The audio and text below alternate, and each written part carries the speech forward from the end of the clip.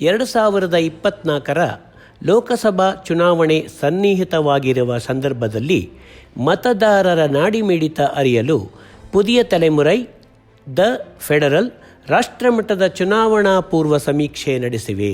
ಈ ಸಮೀಕ್ಷೆಯನ್ನು apt research group ನಡೆಸಿಕೊಟ್ಟಿದೆ. ಈ ಚುನಾವಣಾ ಪೂರ್ವ ಸಮೀಕ್ಷೆಯನ್ನು 19 ರಾಜ್ಯಗಳ 82 ಪ್ರಾತಿನಿಧಿಕ ಲೋಕಸಭಾ ಕ್ಷೇತ್ರಗಳ 1314 ಸ್ಥಳಗಳಲ್ಲಿ ನಡೆಸಲಾಗಿದೆ. ಈ ಸಮೀಕ್ಷೆ ನವೆಂಬರ್ 2023 ಹಾಗೂ ಜನವರಿ 2024ರ ನಡುವೆ ನಡೆದಿದೆ. ಈ ಸಮೀಕ್ಷೆಗಾಗಿ 19 ರಾಜ್ಯಗಳನ್ನು ಉತ್ತರ, ದಕ್ಷಿಣ, ಪೂರ್ವ, ಪಶ್ಚಿಮ ವಲಯಗಳೆಂದು 4 ವಲಯಗಳಾಗಿ ವಿಭಜಿಸಲಾಗಿದೆ.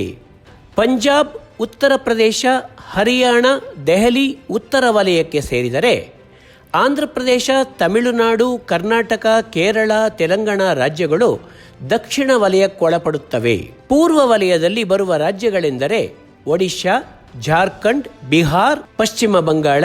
ಪಶ್ಚಿಮ ವಲಯಕ್ಕೆ ಮಹಾರಾಷ್ಟ್ರ, ರಾಜಸ್ಥಾನ್, ಗುಜರಾತ್, ಛತ್ತೀಸ್ಗಢ, ಮಧ್ಯಪ್ರದೇಶ ಸೇರುತ್ತವೆ.